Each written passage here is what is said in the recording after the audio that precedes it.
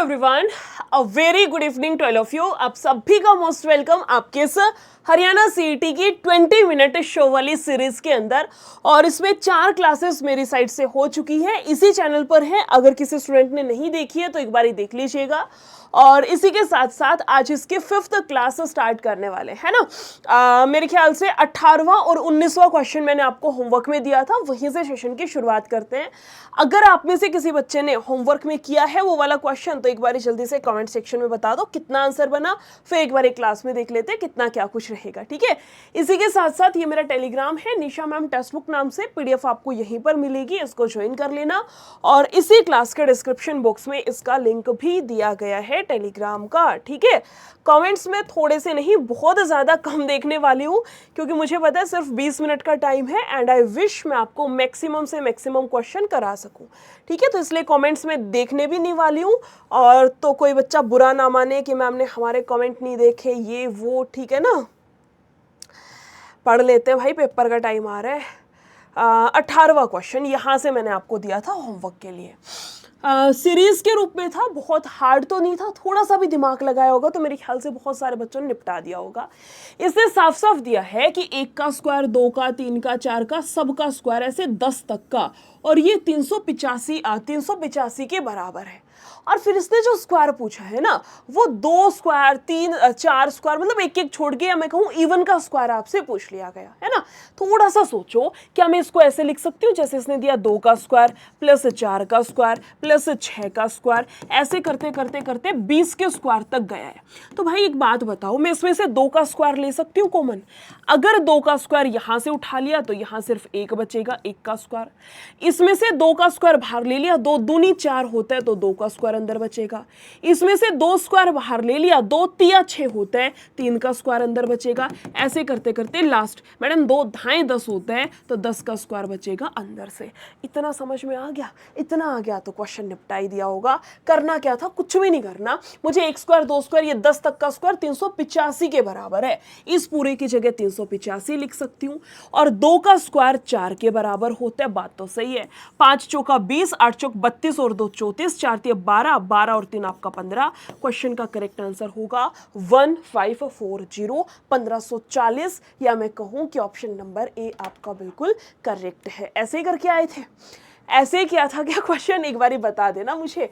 आगे चलते हैं 19वें क्वेश्चन पर, इसको रीड करो जल्दी से। था तो होमवर्क का क्वेश्चन, रीड करने का टाइम तो मुझे आपको नहीं देना चाहिए, है ना, पर फिर भी दे देती हूँ। एक बारी बताइए कितना आएगा।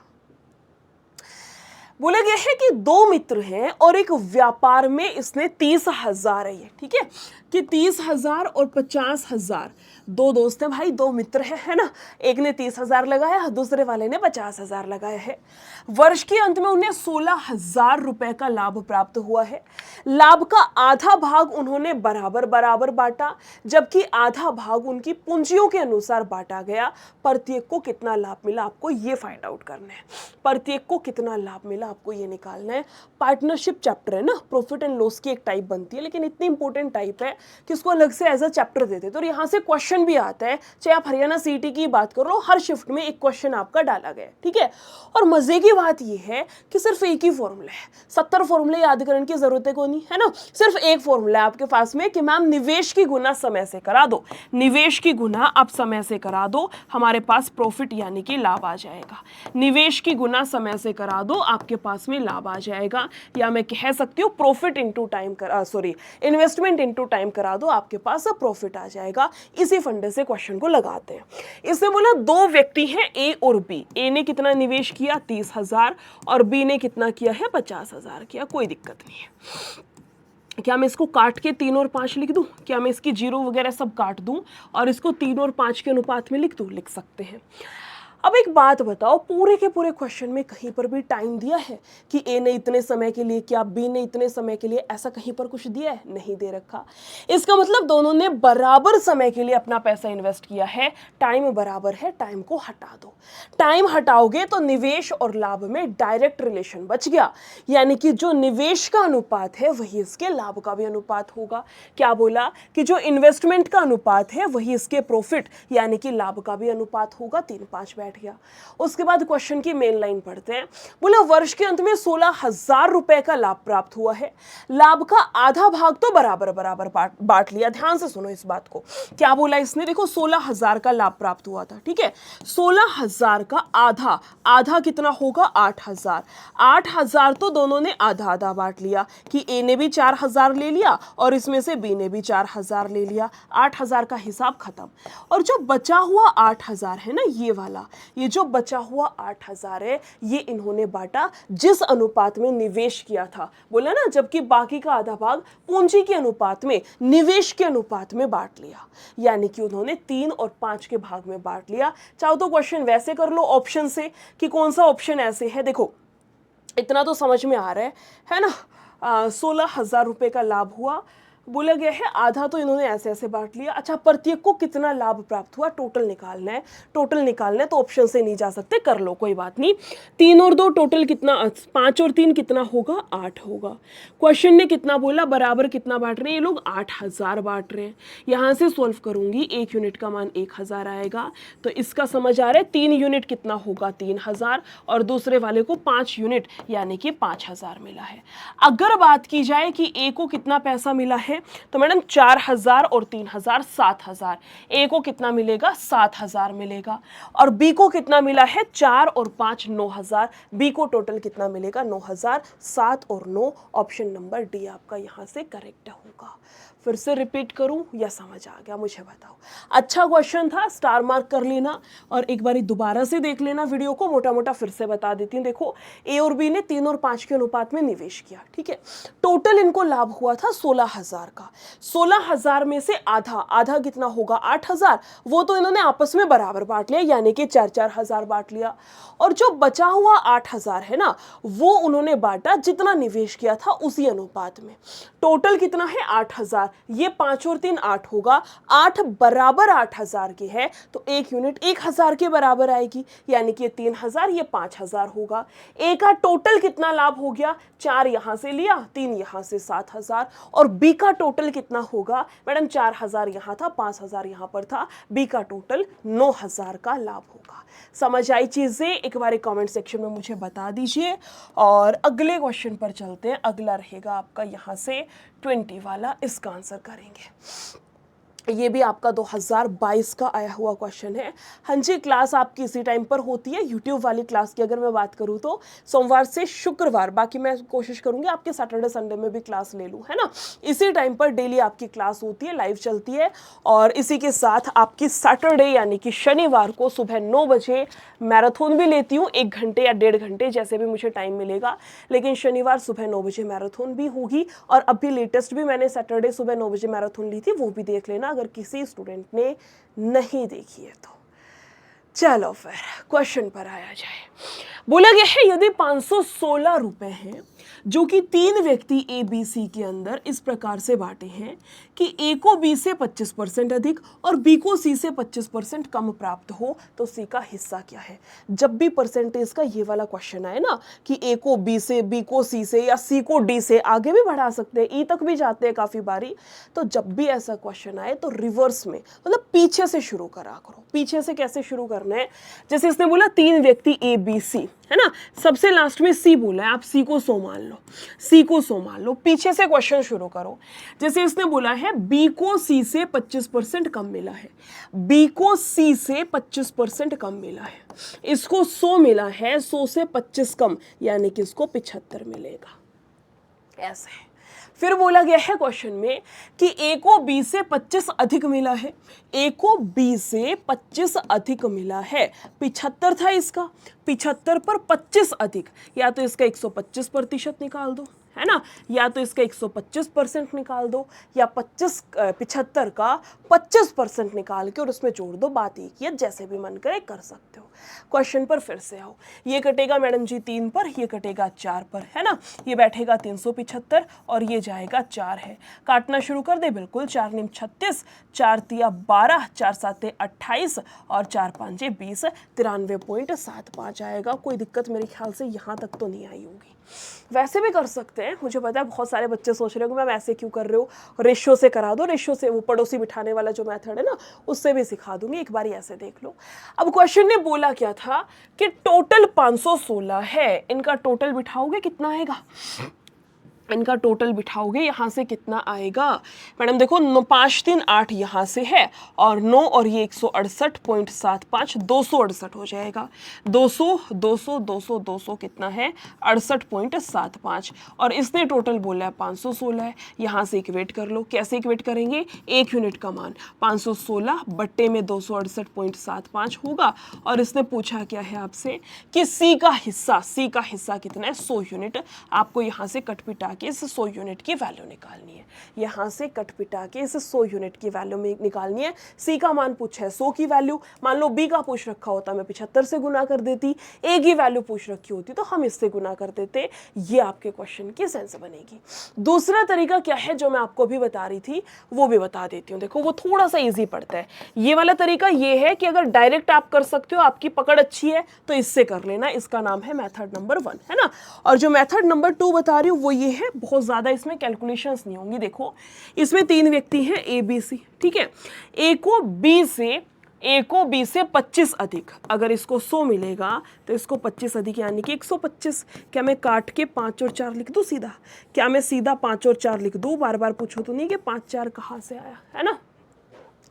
आगे चलते हैं, बोला गया है बी, ए को बी से 25 अधिक और बी को सी से 25 कम, बी को सी से 25 कम, इसको 100 मिला है तो 25 कम यानी कि 75। मैडम जी इसको 3 पे काट दो, इसको 4 पे काट दो और आप इसको सीधा 3 4 लिख सकते हो, कोई दिक्कत नहीं, बहुत अच्छी बात है।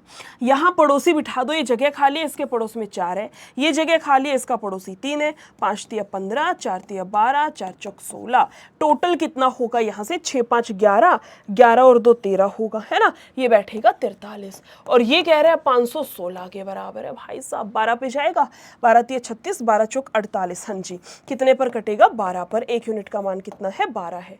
इससे पूछ लिया सी का हिस्सा 16 यूनिट का मान पूछना चाह रहा है। 16 दूनी 32, आंसर वो है जिसके इकाई के अंक पर 2 होगा। आंसर आपका वो है जिसके इकाई के अंक पर यूनिट प्लेस पर 2 बैठ है। ऑप्शन नंबर कौन सा करेक्ट है, डी वाला। मैम इकाई का अंक कैसे देखा, भाई सिंपल सी चीजें है ना। देखो ये 6 है, ये 2 है, 6 दूनी 12, मेरा जो भी आंसर है उसके लास्ट में 2 आएगा। सारे ऑप्शन तो वैसे ही कैंसिल कर दो, 2 आएगा। या सीधा भी देख सकते थे कि जो 16 से घटेगा वही आपका आंसर है, पर ऐसे केस में ना मोस्टली ऑप्शन ऐसे ही होते हैं जो कटने वाले होते हैं, तो मल्टीपल के चक्कर में मत रह जाना, ठीक है। बहुत सारे स्टूडेंट्स ऐसे होते हैं और मैं सच्ची बता रही हूँ मल्टीपल वाला मेथड ना धोखा बड़ा देता है। क्लास में लगाओगे क्वेश्चन हो जाएगा, खुद किताब से लगा रहे हो तब भी मल्टीपल से आंसर मिल जाएगा, इवन मॉक लगा रहे हो तब भी आंसर मिल जाएगा, लेकिन जब वहाँ पहुँचना एग्जाम सेंटर पे तब पता नहीं क्यों ऐसे ऑप्शन सेट कर दिए जाते हैं कि आपका मैच नहीं करते। याद रखना इस चीज़ को, ठीक है। पेड जो बैच है आपका चैंपियन लाइव बैच उसमें वेडनेसडे से, परसों से क्लास स्टार्ट हो जाएगी। परसों शाम 5 बजे मेरी पहली क्लास जाएगी उसमें, तो जिस भी स्टूडेंट ने एनरोल कर रखा है पहुंच जाइएगा। बेसिक से कराऊंगी, बिल्कुल बेसिक थ्योरी प्लस आपके एमसीक्यू, इस तरीके से, बहुत ज़्यादा डिटेल में नहीं, लेकिन हाँ क्लास की शुरू की 15 से 20 मिनट सारे फॉर्मूले लिखवाऊंगी जो भी चैप्टर हम पढ़ रहे हैं उससे रिलेटेड, फिर उसके क्वेश्चंस लगाएंगे, इस तरीके से क्लास चलेगी। और अगर अभी तक किसी स्टूडेंट ने एनरोल नहीं किया है भाई, अब तो मुझे नहीं लगता कोई बच्चा ऐसा होगा जिसने एनरोल नहीं किया हो, फिर भी कोई है तो कर लेना। और मेरा कूपन कोड है निशा22, इसका यूज कर लेना, कोई स्पेस नहीं है, कोई कुछ नहीं है, NISHA22 कॉन्टिन्यूअसली लिखना है, मतलब बिना स्पेस के, है ना। इसका यूज कर लेना, डिस्काउंट आपको मैं दिलवा दूंगी। फिर बोला गया है क्वेश्चन में कि एक साइकिल सवार 2 मिनट में, टाइम लेते हैं 2 मिनट का, 2 मिनट 30 सेकेंड यानी कि 2.5 मिनट में, 2.5 मिनट में 750 मीटर की दूरी तय करता है, तो साइकिल सवार की ये कितनी है, स्पीड कितनी है, ये आपको निकालना है। कोई दिक्कत नहीं है, स्पीड आपको निकालनी है। स्पीड निकालने का फॉर्मूला होता है डिस्टेंस बाय टाइम करना, दूरी बटा समय कर दो, कोई दिक्कत नहीं। दूरी कितनी है, 750 मीटर की है, 750 मीटर की है। समय कितना दिया है, 2 मिनट 30 सेकेंड। क्या मैं इसको सेकेंड में चेंज कर सकती हूँ, बिल्कुल कर सकते हैं। 1 मिनट में 60 सेकेंड, 2 मिनट में 120 सेकेंड। 120 120 यहाँ से और 30 यहाँ से, टोटल 150 सेकंड का हो गया। टोटल खेल कितना हो गया? 150 सेकंड का। ये हो गया 150 सेकंड का। चाहो तो यहाँ से काट भी सकते हो 15 5 75 करके, है ना। यहाँ से मगर जो आंसर आएगा ये 5 मीटर पर सेकंड है और आंसर दे किस में रखा है? किलोमीटर प्रति घंटा। एक प्रीवियस किसी क्लास में मैंने आपको पूरा याद करवाया था कि मीटर पर सेकंड से किलोमीटर और मीटर पर सेकंड से किलोमीटर प्रति घंटा, किलोमीटर प्रति घंटा से मीटर पर सेकंड, ट्रिक के साथ याद करवाया था। ऊपर क्या आएगा नीचे क्या आएगा, एक बार वो वीडियो देख लीजिएगा, ठीक है। अब मुझे छोटे से बड़े में जाना है, तो बड़ा ऊपर 18/5, क्वेश्चन का आंसर होगा 18 किलोमीटर प्रति घंटा। ऑप्शन नंबर ए आपके इस बहुत सिंपल से क्वेश्चन का करेक्ट आंसर। अगले पे आते हैं 22 वाला। ऐसे क्वेश्चंस भी पूछे जाते हैं नंबर सिस्टम से। पूछा गया है अभाज्य संख्याओं का, इसके बीच की अभाज्य संख्याओं का अंतर ज्ञात, औसत ज्ञात कीजिए। एवरेज यहां से निकालना है। अगर एवरेज निकालना हो किसी मल्टीपल का कि 7 के मल्टीपल हैं, 8 के मल्टीपल हैं, तो हम सीधा भी कर सकते हैं। लेकिन जब इसने प्राइम नंबर दे दिए ना, अभाज्य संख्या क्या होती है? अभाज्य संख्या वो डिजिट्स, वो संख्याएं जिनका किसी से कोई लेना देना नहीं है ना, जो सिर्फ 1 से घटेंगी और खुद के पहाड़े में आती है, मतलब 1 के और खुद के पहाड़े में आती हैं वो संख्या। जैसे 3 हो गया, 7 हो गया, 11 हो गया, 13 हो गया, 19 हो गया, आपका 29 हो गया, ये सारे डिजिट्स आपकी कहलाती है प्राइम नंबर, यानी कि अभाज्य संख्याएं। ठीक है, इनको याद करने की कोई ऐसे ट्रिक नहीं। मुझे पता है कि वो तुमने रट रखा है 1 से 10 तक की इतनी इतनी है, लेकिन आपको खुद से पता होना चाहिए नंबर हमारा प्राइम है कि नहीं है। जैसे इस क्वेश्चन ने बोला 30 से 50 के बीच की सभी अभाज्य संख्या, 30 से शुरू होना, 30 से 50 के बीच बीच की लेनी है, कोई दिक्कत नहीं है। 30 से 50 के बीच बीच की लेनी है। सबसे पहले 31 हंजी होगा, 31 होगा, उसके बाद एक छोड़ के 31, 33, 35 ऐसे गिना करो। 31 किसी से नहीं कटेगा तो प्राइम नंबर। फिर 33 3 और 11 से कटेगा, छोड़ो। फिर 35 भी कट जाएगा। फिर 37 किसी से नहीं कटेगा, 3 और 7, है ना, 37 आपका नहीं कटेगा। उसके बाद आपका जाएगा 39, 3 से कटेगा। फिर आपका 41 भी किसी से नहीं कटेगा, लिख लो। फिर 43 भी नहीं कटेगा। फिर 45 तो कट जाएगा। फिर 47, 7 और 4 11 किसी से नहीं कटेगा। फिर 49 आपका 7 से कट जाएगा। तो ये सारी संख्या आपकी अभाज्य संख्या है। औसत निकालना है। औसत कैसे निकाला जाता है? जितनी भी संख्याएं दे रखी है उनका योग कर दो। ऐसे ही तो होता है ना औसत निकालने का फॉर्मूला। क्या होता है कि मैम जितनी भी संख्या दे रखी है ना उन सब का योग कर दो और नंबर ऑफ डिजिट जितनी संख्याएं हैं उससे भाग कर दो। जैसे मैंने ऊपर योग लिख लिया, जितनी संख्या है 1 2 3 4 5, तो इसको 5 से भाग कर दो। अब यहां से काटना पीटना शुरू किया जाए। इतना तो समझ में आ रहा है, आंसर पॉइंट में आएगा और सबके लास्ट में पॉइंट 8 ही दे रखा है, कोई बात नहीं, कर लेते हैं। देखो 7 और 3 आपका 10, 7 17 18 और एक 19 आएगा, है ना, एक आएगी कैरी। 3 3 6 4 10, 4 14 18 और एक कैरी थी 19, नीचे बैठे 5। यहां से सॉल्व करना, 5 थी 15, 5 ने में 45, 5 8 40, 39.8 ऑप्शन नंबर डी आपका करेक्ट है। यहां से फॉर्मूला लिख लेना। कई बार आपको योग भी निकालना पड़ता है औसत के क्वेश्चन के अंदर, तो क्या करेंगे, इस n को उठा के इधर ले आएंगे, यानी कि औसत की गुना करा दो, एवरेज की गुना करा दो, औसत की गुना करा दो, जितनी संख्याएं दे रखी है उसके साथ में, तो हमारे पास में योग आ जाएगा। इसी के साथ साथ 2 छोटे छोटे क्वेश्चंस आप लोगों के लिए दे रही हूं। मुझे बता सकते हैं कोई बच्चा कि सबसे छोटी यानी कि स्मॉलेस्ट प्राइम नंबर कौन सा है? सबसे छोटा अभाज्य संख्या कौन सी होती है, यानी कि स्मॉलेस्ट प्राइम नंबर। और एक मुझे बताओ कि ऐसी कौन सी संख्या है जो इवन होते हुए भी आपका प्राइम नंबर है, इवन होते हुए भी प्राइम है, यानी कि सम अभाज्य संख्या कौन सी है? सम अभाज्य संख्या कौन सी है? मुझे जल्दी से कमेंट सेक्शन में छाप दो जिस भी स्टूडेंट को पता है। ठीक है, क्वेश्चन तो नहीं, ऐसे तो नहीं पूछेगा 1 नंबर में कि बताओ सबसे छोटे प्राइम नंबर कौन सी है, लेकिन काफ़ी बारी क्वेश्चन ऐसे मिक्स कर दिया जाता है कि आपको यही नहीं पता कि ये प्राइम नंबर है तो नहीं कर पाओगे, है ना। और हर एक बच्चा कन्फ्यूज घूमता है, किसको लेकर के? 2 को लेकर के, कि मैम 2 प्राइम है कि क्या है। आज क्लियर कर लो। आपकी जो सबसे छोटी अभाज्य संख्या होती है वो 2 से शुरू होगी। सबसे छोटी अभाज्य संख्या 2 से शुरू होती है। सबसे पहली अभाज्य संख्या आपकी 2 आएगी, है ना। उसके बाद 3 होता है, फिर 5 होगा, फिर 7 होगा, 11 होगा, 13 होगा, 17 होगा, 19 होगा। इस तरीके से आपकी अभाज्य संख्या चलती है। तो सबसे छोटी कौन सी है? 2 है। पहली अभाज्य संख्या पूछ ले तो भी 2 आएगा, या फिर ऐसे पूछ ले कि वो कौन सी संख्या है, इकलौती संख्या है ये, समझ रहे हो। इकलौती ऐसी संख्या है जो सम होते हुए भी, यानी कि इवन होते हुए भी प्राइम नंबर है, सम होते हुए भी अभाज्य संख्या है। ऐसा कोई और संख्या नहीं है पूरे नंबर सिस्टम में, सिर्फ आपके 2 को छोड़ के, यही इकलौता केस है। तो अपना भाज्य होते हुए भी, सॉरी, सम होते हुए भी अभाज्य, यानी कि आपका इवन प्राइम नंबर 2 कहलाएगा। याद रखना, 2 के केस में आगे से कंफ्यूज नहीं होना है। थोड़ा सा क्लास में फास्ट कर रही हूँ जानबूझ करके, क्योंकि भैया क्लास का टाइम होने वाला है, इनफैक्ट हो चुका है। तो 2 क्वेश्चन ये करा देती हूँ जल्दी से, ठीक है। कुछ नहीं करना था, सिंप्लीफिकेशन का आपको प्यारा सा सिंपल सा क्वेश्चन दिया गया था कि इसमें से मैं क्या घटाऊं कि इसके अंतर के बराबर आ जाए, है ना। ये तो देखो सिंपल सा था, समझ आ गया देख के ही। क्या समझ आ गया? मुझे इतना तो समझ आ गया, इकाई के अंक पर खेल जाओ। यूनिट डिजिट में आपको पढ़ाऊंगी चैंपियन लाइफ बैच में, आपको वेडनेसडे को डिविजिबिलिटी रूल, उसके बाद थर्सडे को, है ना, क्या बोलते हैं, गुरुवार के दिन मैं आपको कराऊंगी यूनिट डिजिट। तब पूरा डिटेल में पढ़ाऊंगी क्या कुछ है, ऐड में कैसे होता है, सब्ट्रैक्ट में कैसे, मल्टीप्लाई में कैसे, इसके अलावा पावर दे रखी हो तो कैसे, पावर में भी सारी चीजें याद करवा दूंगी, टेंशन मत लेना। अभी मुझे ये बताओ, देखो मुझे इतना समझ आ रहा है, इकाई के अंक पर खेलना शुरू करते हैं। कैसे इकाई के अंक पर होगा मैडम जी? 9 में से 8 जाएगा, 1 बचेगा, यहां इकाई के अंक पर 1 होगा, ठीक है।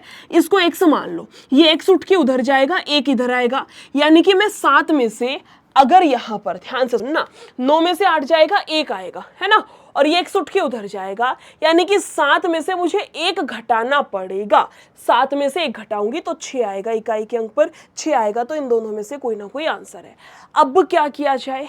अब ये हो सकता है कि मैं डिजिटल सम लगा दूं। डिजिटल सम आप में से बहुत सारे बच्चों को नहीं आता, इसलिए मैं नहीं बता रही, वरना क्वेश्चन आराम से डिजिटल सम से आपका बन जाएगा, ठीक है। अगर नहीं आता डिजिटल सम तो इसको फिर कर ही लो। कैसे किया जाए? जैसे नॉर्मली करते हैं कि मैम देखो यहाँ पर x है ना, इन दोनों को घटाओ, ये जाएगा आपके पास 1, 12 में से 5 जाएगा 7, और ये जाएगा आपके पास में 0, ये बैठेगा 3071। ये कितना था? 8597, माइनस होगा ये, बराबर किसके है? x के है। 9 में से 7 जाएगा 2, आंसर मेरा वो है जिसके लास्ट में 26 होगा। आंसर मेरा वो है जिसके इकाई के अंक पर, या मैं कहूं जिसके लास्ट 2 डिजिट 26 होंगी।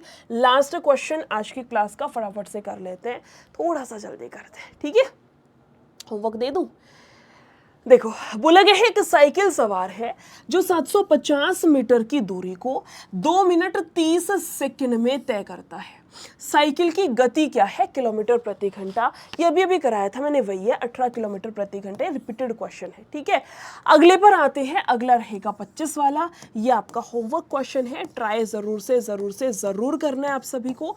क्वेश्चन नंबर 25 और क्वेश्चन नंबर 26। नेक्स्ट जो क्लास होगी वो 25-26 से ही शुरू कराऊंगी, टेंशन मत लेना। अगर दोनों क्वेश्चन बन जाए तो बहुत बढ़िया, है ना, नहीं बन पाए तो भी कोई दिक्कत नहीं, अगली क्लास में मैं आपको बता दूंगी। क्लास आपकी रेगुलर इसी टाइम पर होती है, और सैटरडे को मेरी सुबह 9 बजे मैराथन होती है, टाइम नोट कर लीजिएगा। अब जो बच्चे बार बार चैंपियन लाइफ बैच के बारे में पूछ रहे हैं, ध्यान से सुनना, किस तरीके से बैच तक जाना है आपको। कुछ नहीं करना है, या तो इसी वीडियो के डिस्क्रिप्शन बॉक्स में लिंक है उसके थ्रू जा सकते हो, या फिर गूगल पे आके यहाँ टेक्स्ट बुक डालना। क्या डालेंगे यहाँ पर आकर के? Text book, TESTBOOK, text book, है ना। इस पे जाओगे तो पहली साइट है, इस पे क्लिक करना, सर्च बार में जाना और यहाँ पर डाल दो हरियाणा CET, और इसको डाल करके एंटर कर दो। जैसे आप एंटर करेंगे ना, इस तरीके का इंटरफेस आपके सामने खुल जाएगा, ठीक है। नीचे स्क्रॉल करोगे, ये वाला है चैंपियन लाइफ बैच। 706 में आपको ये दिखा रहा होगा, लेकिन 706 पे मत करना, आप मेरा कूपन कोड ले लो, अप्लाई कूपन पे जाना और यहाँ डाल दो NISHA22, कोई स्पेस नहीं है, इसको डाल के अप्लाई कर देना, 614 में आपका कन्वर्ट हो जाएगा। प्लस एक बात जो मुझे सबसे अच्छी लगती है, बैच में क्या क्या रहेगा, देखो 15 प्लस कोर्सेज है, यानी लाइव बैच तो रहेगा ही रहेगा, साथ में रिकॉर्डेड बैच भी आपको 15 दिए जाएंगे। इसके साथ आपके स्टडी नोट्स भी है, मॉक टेस्ट भी है, सबसे मेन आपके प्रैक्टिस क्वेश्चंस, वो भी 6000 है। अब ऐसा नहीं 6000 की एक फाइल आपको पकड़ा दिया, पीडीएफ आपको दे दी कि भैया 6000 रख लो, ऐसा नहीं होता है। ये जो 6000 क्वेश्चन है इस तरीके से है कि आज मान लो मैंने आपको पढ़ाया, फॉर एग्जाम्पल मैंने आपको पार्टनरशिप पढ़ा दिया या यूनिट डिजिट मैंने आपको पढ़ा दिया, वेडनेसडे थर्सडे में पढ़ाऊंगी ना यूनिट डिजिट, वो पढ़ा दिया। अब मैंने आपको यूनिट डिजिट का बेसिक समझाया, फिर मैंने कुछ क्वेश्चंस करा दिए कि अब एग्जामिनर कैसे पूछता है इस फॉर्मूले से रिलेटेड, आपने 15-20 क्वेश्चन क्लास में कर लिए, अब खुद से भी तो प्रैक्टिस करोगे ना। अब खुद से प्रैक्टिस करोगे तो वहां आपको वो यूनिट डिजिट की एक प्रैक्टिस शीट दी जाएगी। उस प्रैक्टिस शीट में यूनिट डिजिट जो पढ़ा है टीचर ने आपको, उससे रिलेटेड एचएसएससी ने प्रीवियस ईयर में जितने भी क्वेश्चंस पूछे हैं वो 15 से 20 इंपॉर्टेंट क्वेश्चंस, या मैं कहूं आपके सिलेक्टेड क्वेश्चंस उस शीट में डाले जाएंगे कि आपकी प्रैक्टिस की प्रैक्टिस हो जाएगी, साथ आप प्रीवियस ईयर भी लगा रहे हो, क्योंकि आपको भी पता है एचएसएससी के प्रीवियस ईयर के क्वेश्चन बहुत ज्यादा फंसते रहते हैं, है ना, डिजिट्स भी आपके मैच हो जाते हैं, डिजिट भी चेंज करने का कष्ट नहीं करते हैं, तो कहीं ना कहीं आप प्रीवियस ईयर के क्वेश्चंस को भी टारगेट कर रहे हो, तो 2 in 1 हो जाता है। ठीक है, इस तरीके से सारे सब्जेक्ट में चलता है, हरियाणा जीके किसी भी सब्जेक्ट का मान लो, और आपकी पूरी की पूरी जो 6000 क्वेश्चन है वो कवर हो जाएंगे। आज का हरियाणा जीके का एक स्वीट सा क्वेश्चन आपसे पूछ लेती हूँ। ठीक है, आपको पता है कोर्ट केस चल रहा है, कोर्ट केस हुआ था, इसके रिगार्डिंग कुछ था ना, तो चलो फिर कोर्ट केस से रिगार्डिंग पूछ लेती हूँ मैं। मुझे बताइए पंजाब और हरियाणा हाई कोर्ट के, पंजाब और हरियाणा हाई कोर्ट के वर्तमान में जो चीफ जस्टिस बोलेंगे वो कौन है। ठीक है, और इसी के साथ में मुझे बताएंगे कि हरियाणा जब पंजाब से अलग हुआ था, हरियाणा जब पंजाब से अलग हुआ था उस टाइम पर, यानी कि कह सकते हैं उस टाइम पर आपके पंजाब और हरियाणा हाई कोर्ट के चीफ जस्टिस कौन थे। दोनों क्वेश्चंस का आंसर कर देना। और एक मुझे बताओ जब चलो ये 2 ही रख लो, 2 क्वेश्चन है, कमेंट सेक्शन में आंसर जरूर करना है, प्लस 2 मैथ्स के, टोटल 4 क्वेश्चन हो गए, चारों के आंसर मुझे कमेंट सेक्शन में चाहिए। फिर भी कोई दिक्कत हो, डाउट हो, समस्या हो तो कमेंट में पूछ लेना, मैं रिप्लाई कर दूंगी। ठीक है, चलिए फिर नेक्स्ट क्लास में मिलते हैं। Thank you so much, take care, bye bye.